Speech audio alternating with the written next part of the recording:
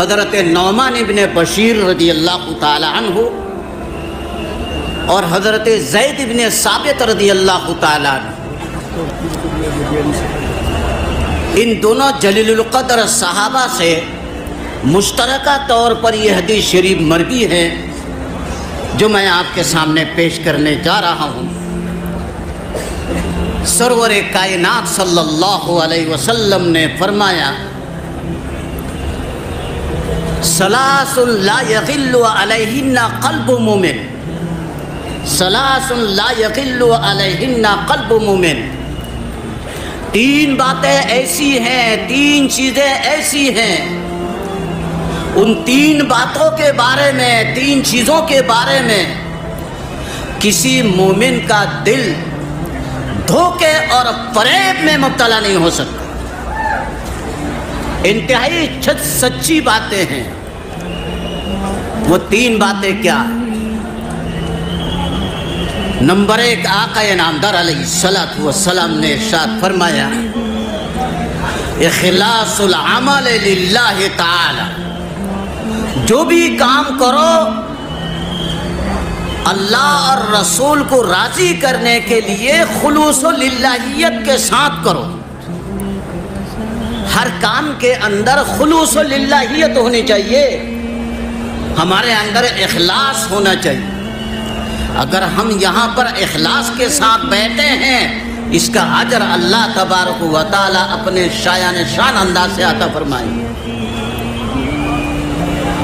جو کام بھی ہم کریں خلوص للہیت سے کریں، اللہ کو راضی کرنے کے لیے کریں۔ اخلاص العمل للہ تعالی۔ مجھے آیت کریمہ سے متعلق بھی چند حدیثیں آپ کے سامنے پیش کرنے کا ارادہ ہے، اسی لیے زیادہ تشریح نہیں کرنی ہے، حدیث پاک کا ترجمہ پیش کرنا۔ دوسری چیز، آقا انعامدار علیہ السلام نے یہ ارشاد فرمائی، وَمُنَاصَحَةُ أُولَاةُ الْمُسْلِمِينَ، وَمُنَاصَحَةُ أُولَاةُ الْمُسْلِمِينَ، مسلمانوں کے دینی ذمہ دار کے ساتھ، مسلمانوں کے دینی سربراہ کے ساتھ خیر خواہی کا معاملہ کرنا، اس کا تعاون کرنا ہے، اس کی حمایت کرنی ہے، کبھی اس کی مخالفت نہیں کرنی۔ وَمُنَاصَحَةُ أُولَاةُ الْمُسْلِمِينَ، مسلمانوں کے دینی ذمہ دار کے ساتھ، مسلمانوں کے دینی سربراہ کے ساتھ خیر خواہی اور رواداری کا معاملہ کرنا ہے اور اس کی حمایت میں لگے رہنا ہے۔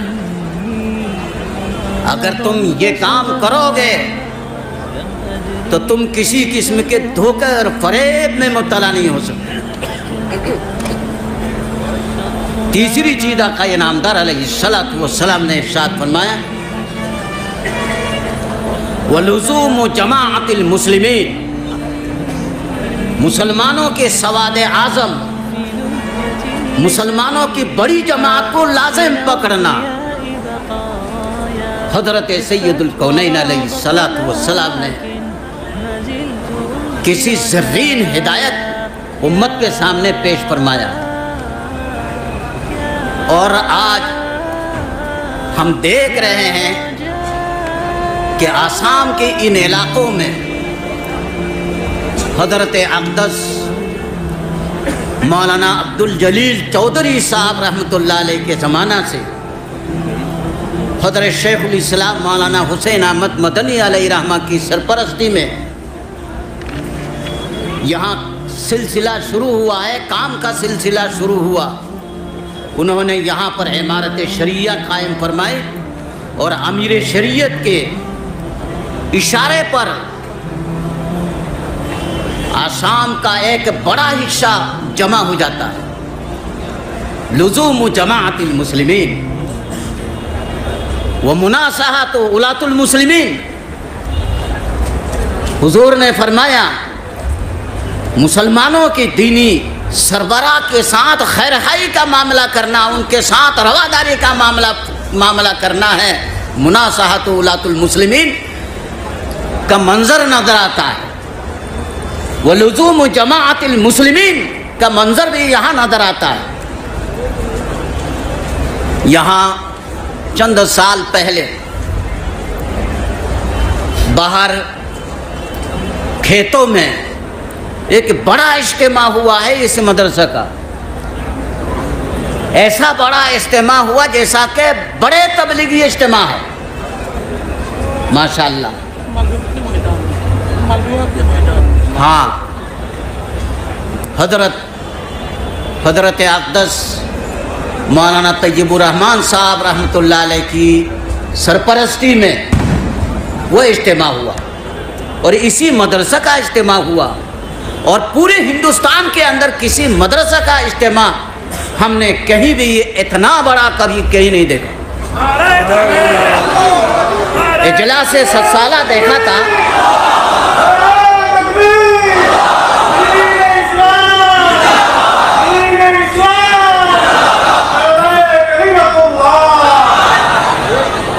حضرت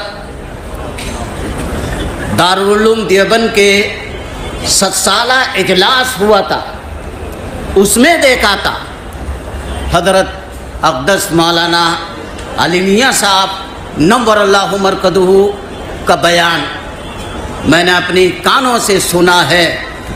اسٹیج کے اتنے قریب پر میں کھڑا ہو گیا تھا، وہاں بیٹھنے کی جگہ ہی نہیں تھی، سب کھڑے تھے۔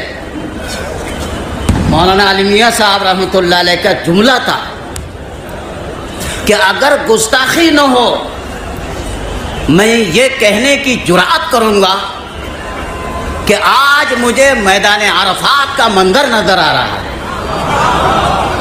اس اسٹیج سے بھی عالمی صاحب نے یہ جملہ بتایا تھا، اس اسٹیج سے حضرت نے فرمایا، ہاں، مولانا علی میاں صاحب نور اللہ مرکزہ کی زبان سے میں نے اجلاس 7 سالہ میں سنا تھا کہ اگر گستاخی نہ ہو تو میں یہ کہنے کی جرأت کروں گا کہ میدان عرفات کا منظر یہاں پر نظر آ رہا